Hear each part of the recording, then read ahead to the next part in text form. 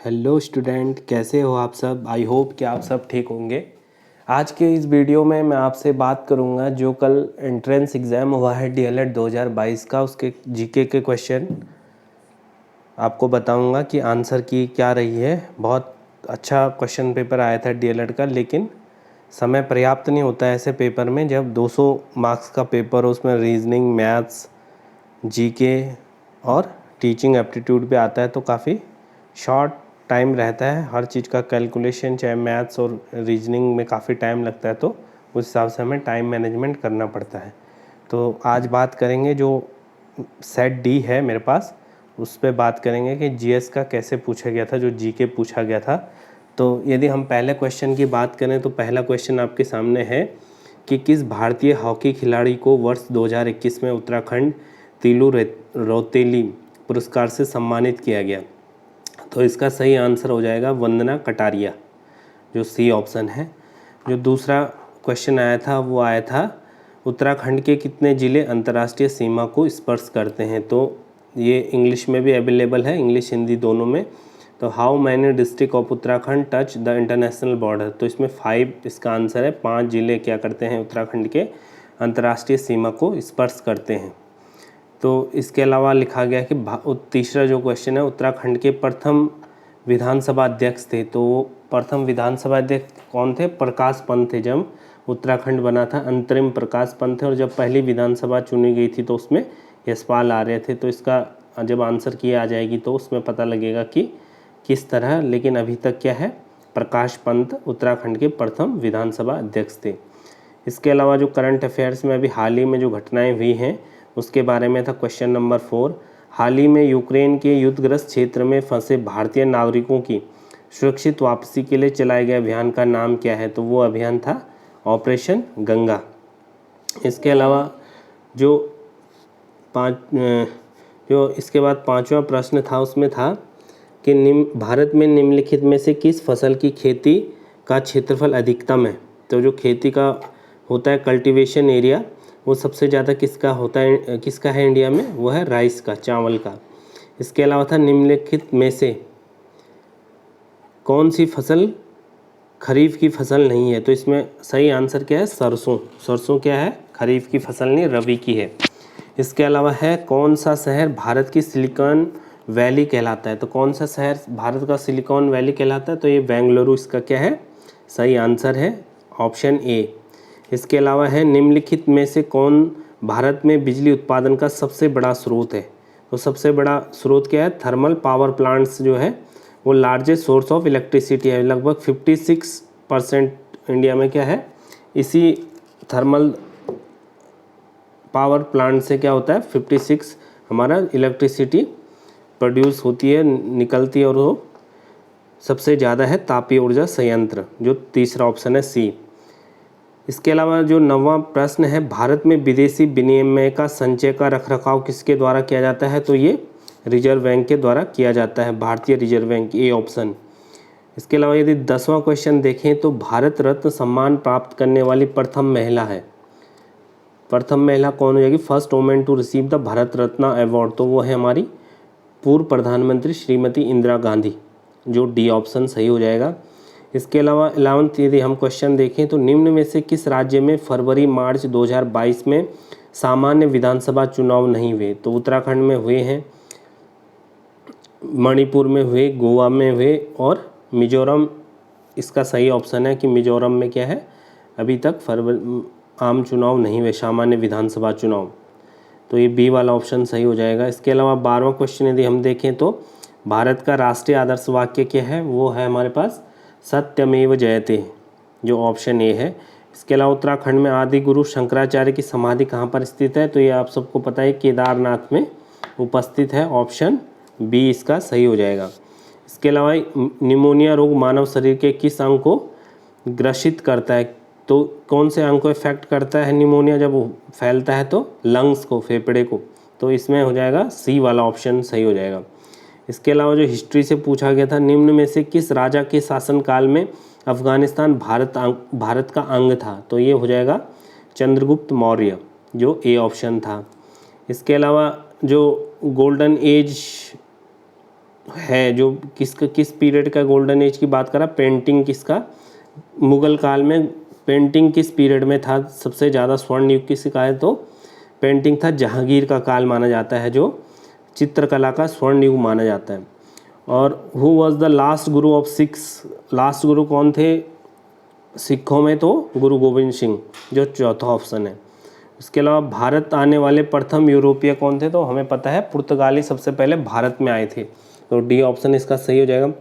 इसके अलावा पूछा गया था राजा राम मोहन राय ने किस साप्ताहिक का प्रकाशन शुरू किया, तो उन्होंने किया था संवाद कौमुदी का। इसके अलावा किस राज्य में सबसे अधिक वनों का क्षेत्रफल है, एरिया सबसे ज़्यादा किस राज्य में है, परमानेंट फॉरेस्ट एरिया क्या है, वो हो जाएगा हमारा सी ऑप्शन मध्य प्रदेश। इसके अलावा है निम्नलिखित में से किसने साम्राज्य की राजधानी को आगरा से दिल्ली शिफ्ट किसने किया था, स्थानांतरित, तो ये किया था शाहजहां ने, डी ऑप्शन है 21 का। 22 पूछा गया है कि उत्तराखंड में सम्राट अशोक के शिलालेखों की एक प्रति कहाँ मिली है, तो वो कालसी विकास नगर में देहरादून में मिली है, ऑप्शन ए सही है इसमें। फिर गढ़वाल रेजिमेंट के सैनिकों ने प्रदर्शनकारियों पर गोली चलाने से इनकार कर दिया था, तो ये किया था सी ऑप्शन सविनय अवज्ञा आंदोलन में, सविनय अवज्ञा आंदोलन में गढ़वाल रेजिमेंट के सैनिकों ने प्रदर्शनकारियों पर गोली चलाने से इनकार कर दिया था। अभी हम 24 में देखें तो निम्नलिखित में से औसत वैश्विक तापमान में वृद्धि का कौन सा संकेत होगा, तो इसमें हो जाएगा विश्व में सब और हिमनदों का विस्तार, और इसके अलावा हो जाएगा सागरी जल के स्तर में वृद्धि, ये दो हो जाएंगे, तो ऑप्शन डी ए और बी। फिर वह रिएक्टर स्केल का प्रयोग किसे मापने के लिए किया जाता है, तो ये किसे मापने के लिए किया जाता है रिएक्टर, उसका ये किया जाता है हमारा इंटेंसिटी ऑफ अर्थक्वेक, भूकंप की तीव्रता नापने के लिए क्या है रिएक्टर स्केल का प्रयोग किया जाता है।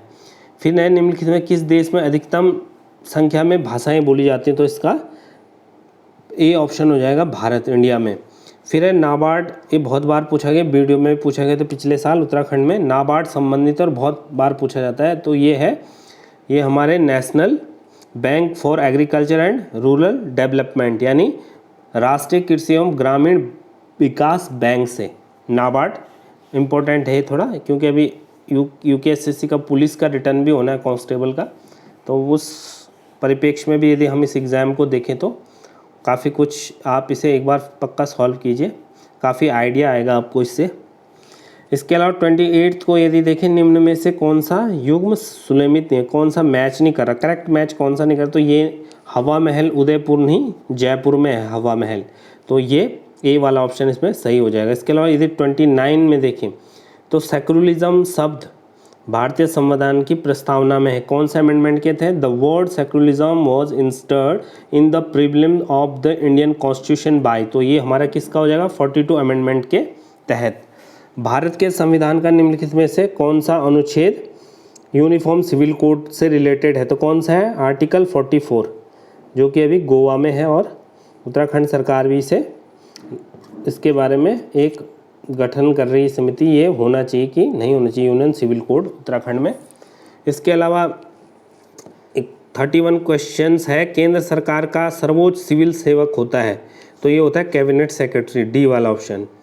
इसके अलावा 32 है, संसद के 2 सत्रों के बीच जो इंटरवल होना चाहिए, maximum interval between 2 sessions of parliament, तो 6 मंथ का है, डी वाला ऑप्शन इसका सही हो जाएगा। फिर है 33 है, which amendment to the constitution instead a new article 21A providing right to education, तो ये हमारा कौन सा आर्टिकल में इसको प्रोवाइड किया मतलब दिया गया है, प्रदान करने वाला नया अनुच्छेद 21 से सम्मिलित किया गया है, तो ये 86th अमेंडमेंट में किया गया है, 86वां संविधान संशोधन है उसके तहत ये शिक्षा का अधिकार प्रदान करने के लिए अनुच्छेद 21 को सम्मिलित किया गया है, 21A को। 34 देखेंगे, ऑर्गेनिक भोजन मानव स्वास्थ्य के लिए श्रेष्ठतर माना गया है क्योंकि यह क्या होता है, it is grow without the use of artificial fertiliser and pesticides, यह क्या है जो उर्वरक हैं आजकल नए उसके बिना इसको क्या है उगाया जाता, तो इसलिए ये वाला ऑप्शन हो जाएगा बी ऑप्शन इसका 34 का। 35 यदि हम देखें निम्नलिखित में से कौन सा मानव विकास सूचकांक HDI मानव विकास सूचकांक क्या है का घटक नहीं है, तो इसमें सकल नामांकन दर है, ग्रॉस इनरोलमेंट रेट, सी वाला ऑप्शन इसका सही हो जाएगा। मुद्रास्फीति का कारण है, तो मुद्रास्फीति का कारण क्या है, increase in money supply, D वाला ऑप्शन हो जाएगा। निम्न में से ओजोन की अधिकतम सांद्रता पाई जाती है, तो ये हमारा पाया जाता है स्ट्रोस्फीयर में, समताप मंडल में। इसके अलावा देखें 36 भारत में सर्वाधिक जैव विविधता संपन्न क्षेत्र है, तो ये हमारा पता है वेस्टर्न घाट्स हैं, पश्चिमी घाट में सबसे ज़्यादा क्या है जैव विविधताएं हैं। भारत की सबसे लंबी अंतर्राष्ट्रीय सीमा किस देश के साथ है, तो ये हमारा सी ऑप्शन हो जाएगा बांग्लादेश। फिर है निम्नलिखित में कौन सा अम्लीय वर्षा का कारक है, which among the following is the major cause of acid rain, तो ये हो जाएगा हमारा नाइट्रोजन डाइऑक्साइड। इसके अलावा यदि हम देखें तो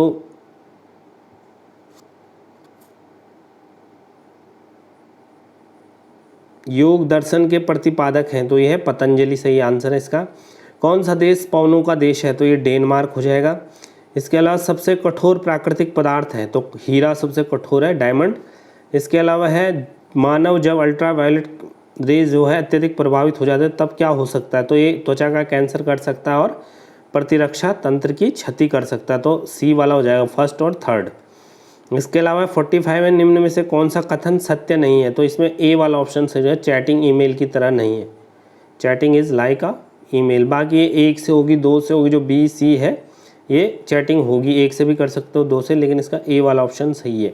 फिर है विश्व शिक्षक दिवस किस दिन मनाया जाता है, तो आपको वर्ल्ड टीचर्स डे जो मनाया जाता है 5 अक्टूबर को, और जो इंडिया में टीचर्स डे मनाया जाता है 5 सितंबर को मनाया जाता है, लेकिन इसमें वर्ल्ड टीचर डे बता रहा है, विश्व शिक्षक दिवस तो वो 5 अक्टूबर को मनाया जाता है, तो इसका बी वाला ऑप्शन सही हो जाएगा। 47 में एलिसा जांच किस रोग की पहचान करती है, तो एलिसा जांच के लिए क्या है, एड्स के लिए एलिसा जांच होती है, तो ये डी वाला ऑप्शन सही हो जाएगा। आधिकारिक तौर पर उत्तराखंड का राजकीय खेल है, तो राजकीय खेल उत्तराखंड का फुटबॉल है। और 49 क्वेश्चन है, वर्ष 2024 में ओलंपिक खेल कहाँ आयोजित होंगे, तो ये पेरिस में आयोजित होंगे आपके। और इसके अलावा लास्ट जो क्वेश्चन है आज 50वां, वह है विंग्स ऑफ फायर पुस्तक के लेखक कौन हैं, तो वो है APJ अब्दुल कलाम। तो ये GS का आंसर की है जो कल का एग्ज़ाम हुआ था, और अब मैं जल्द ही आपके लिए रीजनिंग का आंसर की भी लाऊंगा। बाकी मिलते हैं फिर अगले वीडियो में, तब तक के लिए जय भारत, जय उत्तराखंड, थैंक यू।